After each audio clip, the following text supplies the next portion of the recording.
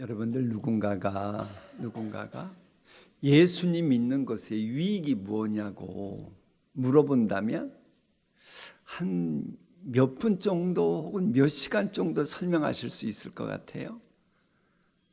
나는 적어도 5시간 이상은 설명할 수 있다. 그런 분 계십니까?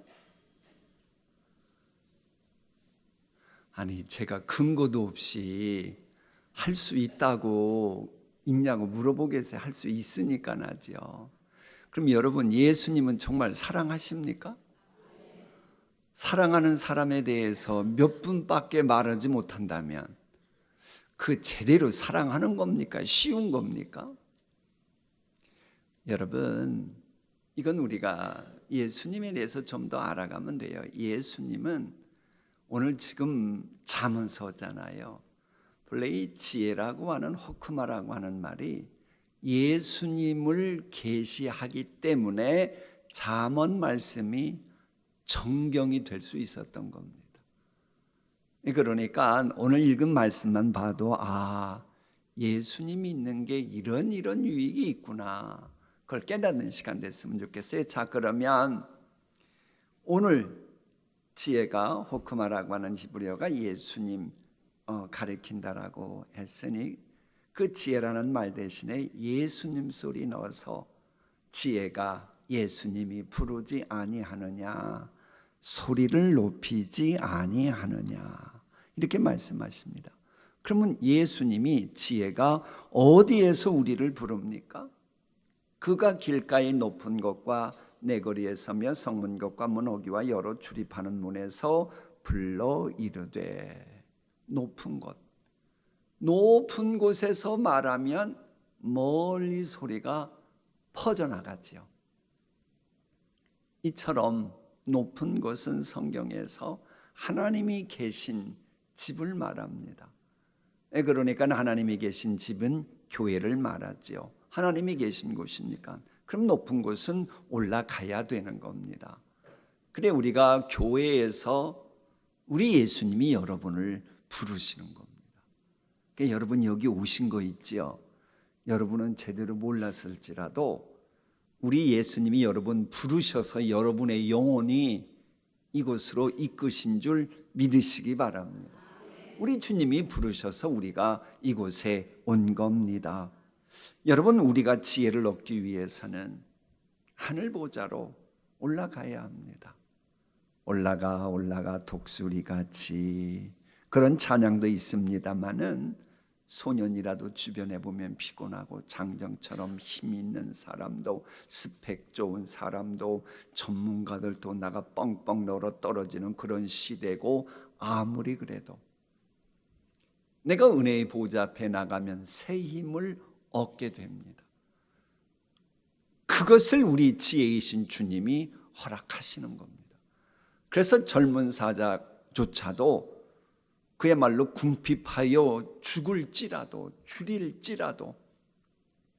여호와를 앙망하는 자는 새 힘을 얻고 강건해집니다.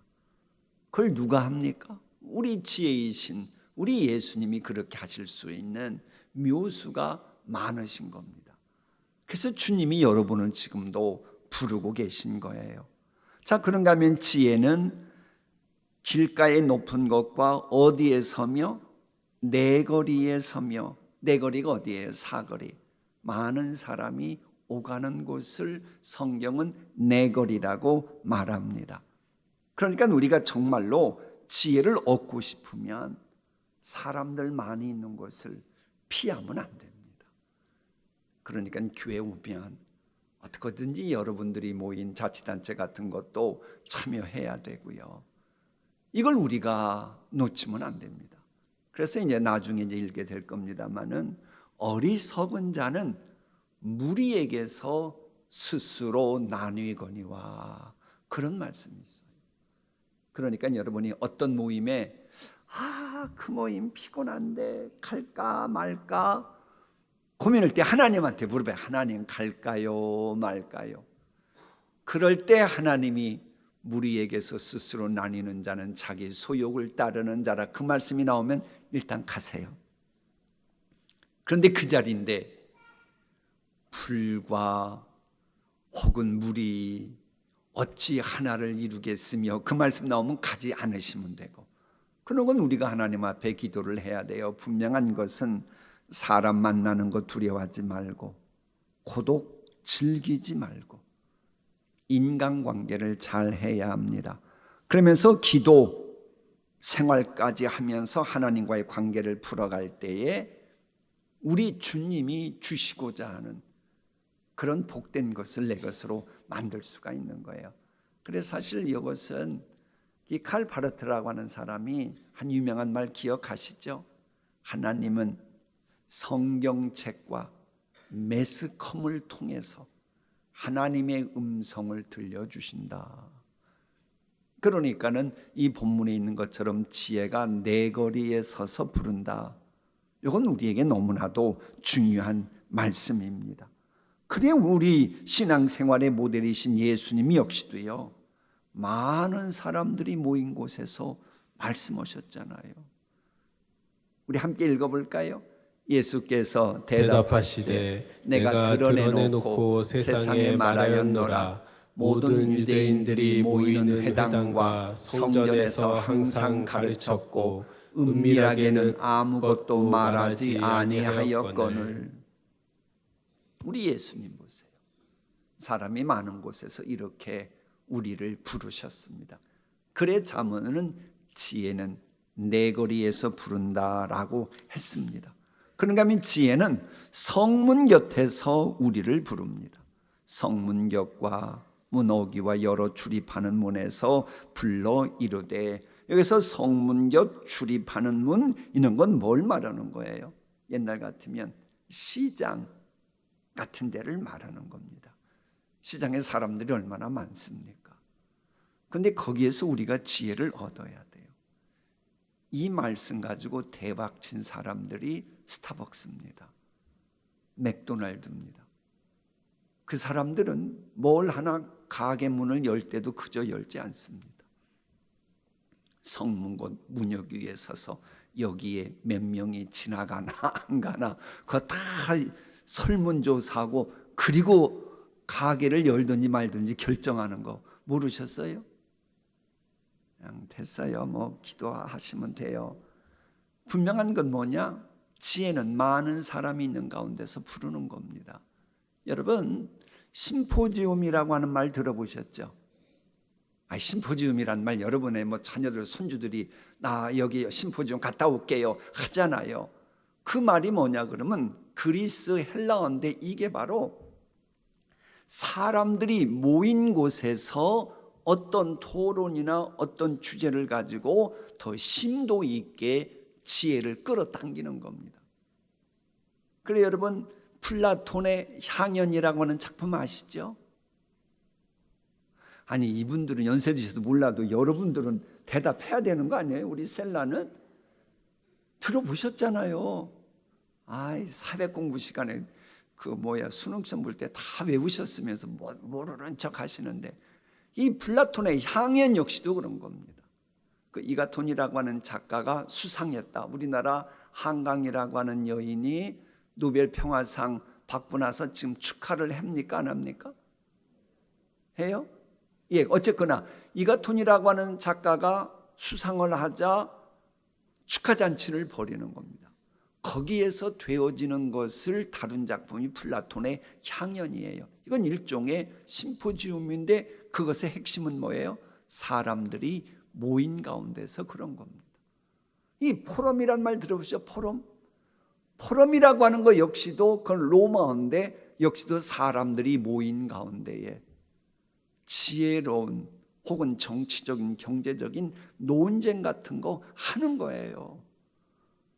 그러니까 이게 다 이 잠언에 있는 이 말씀 읽고 나서 나중에 수백 년 흐르고 나서 그리스와 로마에서 이걸 실천한 겁니다.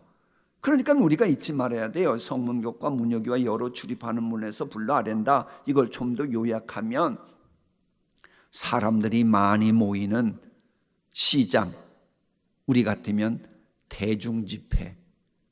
여러분 대중집회 무조건 나쁘게 보지 마세요. 수십만 명이 모여서 여의도에서 빌리그레암 목사님 데려다가 집회였다. 그게 바로 지혜가 우리를 부르는 겁니다. 문 어귀, 여러 출입하는 문 들어가서 소리 부르는 거, 지혜가 부르는 것을 대언하는 거, 그게 바로 축구신방이잖아요. 뭐라고요? 축구신방. 못 들어보셨어요? 잠언에 이런 말씀이 있는지를 미처 몰랐다, 그런 의미인 것 같은데, 잠언은 얼마나 신령한 책인지 모릅니다. 이걸들을 몰라서 그런 거지, 실은 잠언에는요 얼마나 영적으로 깊은 진리가 담겨 있는지 몰라요. 자, 그럼 지혜는 우리를 어떤 방법으로 부릅니까? 사람들아, 내가 너희를 부르며 내가 인자들에게 소리를 뭐하노라? 높이노라. 소리 높이는 거. 가끔 가다가 설교하다가 설교자가 소리를 높이면, 아니 설교 시간에 뭐 저렇게까지 소리를 지를 필요가 있어? 아니 다 알아듣는데. 그건 진짜 성경에 무식해서 그러는 거예요. 그러면 우리 예수님은 설교할 때 소리를 높이셨을까요? 높이시지 않으셨을까요? 아니, 생각해 보세요. 그 오병이어 기적 베푸실 때 거기에 있는 장전막 몇 명이었어요? 그때 마이크가 있었어요? 없었어요? 소리를 높이셨을까요? 작은 소리로 하셨을까요? 예수님은 전능자시기 때문에 말씀 힘 안 들여도 다 사람 마음 움직일 수 있는 분입니다. 그런데도 왜 소리를 높였어요? 바로 나중에 예수님 따라가는 사람들이 그렇게 하는 것에 대해서 제발 디스하지 말고 잘 들으라고 그런 겁니다. 예수님이 소리 높였다고 하는 노골적인 표현이 있습니다. 명절의 가장 중요한 날인 마지막 날에 예수께서 일어서서 뭐로 말씀하셨다? 큰 소리로 말씀하셨다. 그러니까 우리는 제발 신앙생활하면서 설교자가 뭐 소리를 높인다, 뭐 어쩐다, 뭐 저렇게 하냐, 그런 말 제발도 먹지 마세요. 목사가 참 무식합니다, 이 말하면 교회 안 나올까 봐 말은 안 하지만, 아니 저렇게 봐요. 하나님의 말씀에 있잖아요. 그럼 저 얘기는 또 뭐예요? 예수님이 저러셨다는 얘기는 복음에 대해서 열정적이었고 간절함이 있었다는 거예요. 아니 말로 왜 목소리를 높이겠어요? 열정적으로 복음이 필요하고 복음을 간절하게 전하고 싶은 마음이 있으니 큰 소리로 하시는 겁니다. 그러면 누굴 부르시려고 했을까요? 이번에 그 한생명 초청잔치니까 그런 각도에서 말씀 전하는 거 다 양해 바랍니다. 사람들아, 내가 너희를 뭐하며? 모든 사람이 다 전도의 대상입니다. 그래서 이번에 523명이 현재 그 초청의 대상이 됐어요. 별로 감격하지도 않아. 우리 교회 역사상 이런 적이 없습니다. 지금 우리 교인들이 뭔가 한 영혼이라도 데려오려고 몸부림치고 있어요. 그러니까 제발 이러면 여러분들, 내가 못하면 제발 기도라도 좀, 중보기도라도 좀 세게 해줬으면 좋겠어요. 523명 모두 다 나오면 최고 좋고, 그래도 얼만큼은 나오게 해주세요. 이 기도 드려야 돼요. 그런가 하면 그 중에는 어리석은 자도 포함됩니다. 어리석은 자가 누굽니까? 시편에 보면 어리석은 자는 그 마음에 이르기를 하나님이 없다 하는도다. 그들은 부패하고 그 행실이 가증하니 선을 행하는 자가 없도다. 그러니까 우리가 불러야 될 대상 가운데는 이 어리석은, 하나님 없다고 하는 사람들도 우리가 기꺼이 불러야 됩니다. 왜? 지혜가, 우리 예수님이 그들도 부르시기 때문에 우리가 도구 역할을 하기 위해서 그렇게 해야 합니다. 주변에 보면 그런 사람들이 많지요. 그저 하나님 은혜에 감사한 줄 모르고 자신의 유욕의 정욕과 안목의 정욕과 이생의 자랑, 그걸 추구하는 데만 혈안이 되어 있는 어리석은 사람들이 있어요. 그래서 예수님께서 말씀하신 어리석은 자의 비유에 나오는 부자가 바로 그런 사람이죠. 그들은 자기의 앞날이 어떻게 전개될지 전혀 모르고 마치 천년만년 살 것처럼 착각하고 있는 거예요. 바로 그들을 우리 주님은 한 영혼이라도 멸망하기를 싫으셔서 부르고 계시는 겁니다. 그러니까 미련한 자들에게 마음이 밝아지라고 외쳐야 합니다. 이 미련한 자는 양심 감각이 둔한 자, 진리 감각이 둔한 자, 영안이 어두워진 자, 그래서 사리 분별을 못하는 자, 이렇게 불러야 돼요. 신앙생활을 해도 마음이 밝지 못하면 늘 신앙생활하는 게 그냥 흔히 오는 말로 매가리가 없어요. 도대체 저 사람은 신앙생활하는 게 맞나? 뭐 하나님께 울고 불며 막 간절히 외치는 기도가 있기는 하나, 대체 저 사람은 지금 무엇을 하나님께 바라며 신앙생활하나? 그런 사람이 있어요. 왜? 마음이 어두우니까, 영적으로 바라보는 것이 없기 때문에 그러는 거예요. 그래서 그런 사람들도 우리 주님은 부르고 계신다는 거예요. 물론 성경은 지혜를 외치라고만 하지 않고 지혜가 얼마나 가치 있는가도 알려줍니다. 가장 선한 거, 정직내고, 진리 말하고, 악을 미워하고, 지혜는 진주보다 나음으로 원하는 모든 것을 이에 비교할 수 없습니다. 그런데 이렇게 좋은 지혜는요, 제가 조금 전에 간절함이 없으면 마음이 어두워서 그렇다 그랬는데, 지혜는 아무나 만나주지 않기 때문에 그러는 겁니다. 지혜가 얼마나 좋아요. 일단 지혜는 부르지만 내가 그 부름에 대해서 간절히 앙망함이 있을 때 만나주는 겁니다. 부르긴 하셔요. 설교하기는 하는 겁니다. 복음이 전해지긴 합니다. 그러나 그 말씀을 내가 사모하고 앙모해야 주님이 만나주십니다. 그게 바로 오늘 읽을 17절에 나오는 거예요. 나를 사랑하는 자들이 나의 사랑을 입으며 나를 간절히 찾는 자가 나를 만날 것이니라. 그러니까 교회 나는 몇 년 다녔는데 뭐가 없다고. 뭐가 없긴 뭐가 없어요. 신앙생활 엉터리로 해서 그러지. 주님이 부르실 때에 주님의 사랑을 입으려고 하고 주님을 간절히 찾아야지요.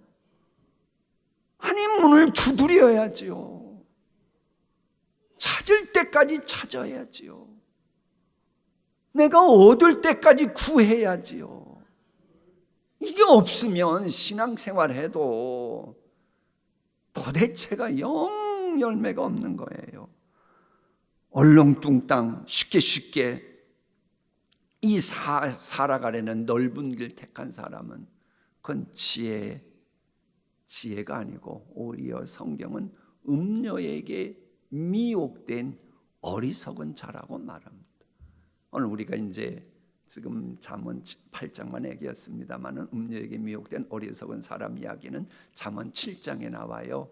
근데 이건 읽기만 해도 조금 다 아는 거라 다루진 않았습니다만은, 이게 사람이 기름처럼 미끄럽고 꿀처럼 달콤한 말로 유혹하는 음녀를 물리친다는 게 쉽지가 않습니다.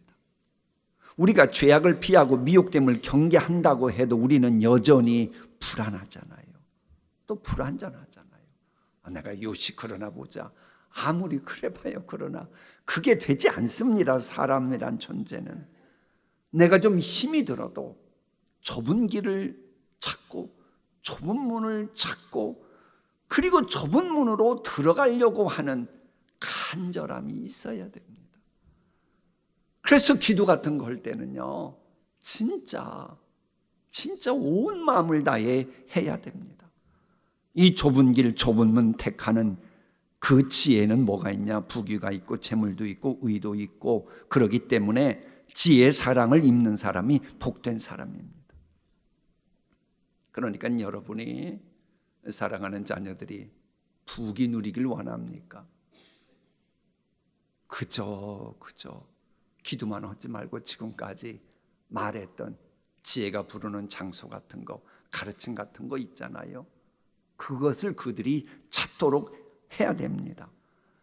재물을 얻어 장구하게 기업이 장성해지고 의로운 길 가고 싶고 의롭다 보니 부패하는 기업이나 인생이 되지 않고 그래서 의로운 길을 가는 것이 장기적으로 보면 천원금을 얻는 것보다 유익하다고 하는 이런 메시지가 이제 잠언 8장 후반부에 나오기 시작해요. 흥미로운 것은요, 지혜를 얻는 자는 복이 있다는 말씀을 하시되 지혜가 인류 문명 태초부터 만물을 창조하는 데 같이 역사했음을 말해줍니다. 이것은 이 지혜 호크마가 예수님 가르친다고 했죠. 예수님 말씀하시는 요한복음 1장 1절부터 3절까지 하고 거의 내용이 오버랩돼요. 태초에 말씀이 계시니라. 이 말씀이 하나님과 함께 계셨으니 이 말씀은 곧 하나님이시니라. 그가 태초에 하나님과 함께 계셨고 만물이 그로 말미암아 지은 바 되었으니 지은 것이 하나도 그가 없이는 된 것이 없느니라. 저 말씀이 조금 있으면 이게 이렇게 되는구나 알면 좀 약간 오늘 읽게 될 잠언 8장의 그 부분은 지금 신학적으로 많은 오해가 있는 부분이지만은 저 말씀 갖고 대입시키면 전혀 혼란스럽지 않습니다. 이렇게 귀한 지혜를 얻는다면 천하를 얻는 것처럼 귀합니다. 그러니 지혜를 얻기 위해서 제발 가리온기 긁어주는 달콤한 그런 소리만, 그런 유튜브만 들으려고 하지 말고 좀 내게 쓰디쓴 소리 하더라도 잠언처럼 훈계를 들어야 합니다. 문 곁에서 훈계를 기다려야 합니다. 그러니까 여러분, 왜 성경에서 문 곁에서 기다리라 그랬냐? 이스라엘 사람들의 문화 형태는 문설주의 말씀을 새겨놨거든요. 그러니 나가고 들어가면서 말씀을 가까이 해야만 된다는 거예요. 마치 학생들이 학교에 미리 가서 책을 펴놓고 선생님 기다리고, 그죠? 여러분이 그러셨죠? 왜 여러분 안 그러셨어요? 정 울리면 몇 분씩 지각하고 가셨어요? 신하가 어전에 미리 나가서 왕을 기다리듯 교회 같은 데는 좀 미리 나와서 좀 기도로 준비하고, 그리고 같은 믿음의 사람이 있으면 안부도 물어보며 성도 교제로 하고, 그러다가 하나님 만나는 예배 시간 갖고, 아멘 소리 한 분도 안 하시는데 그게 실은 지혜를 문 곁에서 기다리는 그 방식입니다. 이외에도 지혜의 복이 또 나와요. 그것은 여러분이 이제부터 성경 읽으면 여러분이 스스로 발견하시게 될 겁니다.